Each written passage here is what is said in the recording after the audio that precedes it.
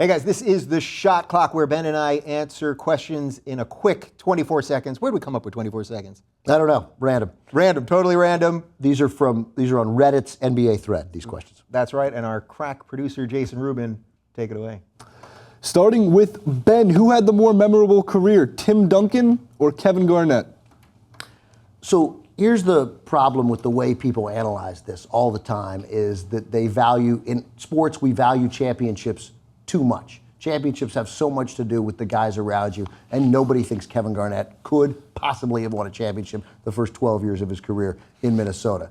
That said, Tim Duncan has too many championships for this to be a serious question, and the answer is Tim Duncan. Ben, I was almost going to have to correct you there, but then you actually came around and made the right choice. Yes, Garnett didn't have a chance those first 12 years, those Minnesota teams. He dragged to the playoffs for the first round loss for literally, I think it was like 8 straight years or something.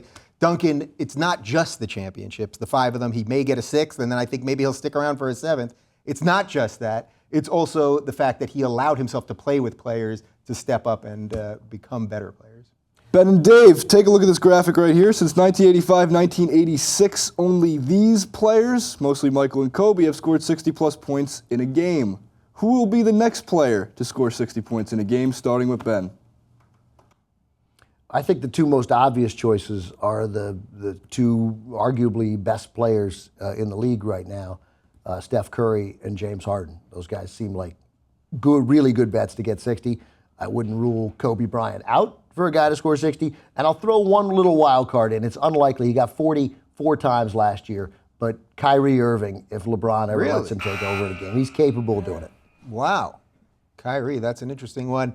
I can already see a theme with this show. I am definitely higher on Kobe than Ben is. I get all the efficiency stuff and all that, but it's not about efficiency when your team sucks and you're Kobe Bryant. It's barely about efficiency when your team's good and you're Kobe Bryant. So yes, it is going to be Kobe Bryant. You heard it here first. He's going to get somewhere in the 50s before the All-Star break, and then right after that, it's going to come around and he will get 61 or 62. He's done it how many times did we just see on that list?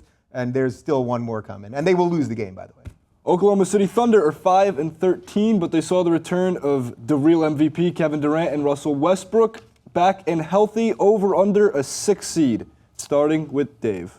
I'm going to take under a 6 seed. I think they'll clock in probably around 7 or 8, but as we're also going to have a theme with this here, I'm a firm believer that in the NBA, a great player can drag a team once they're in the playoffs, and OKC obviously has 2 of them.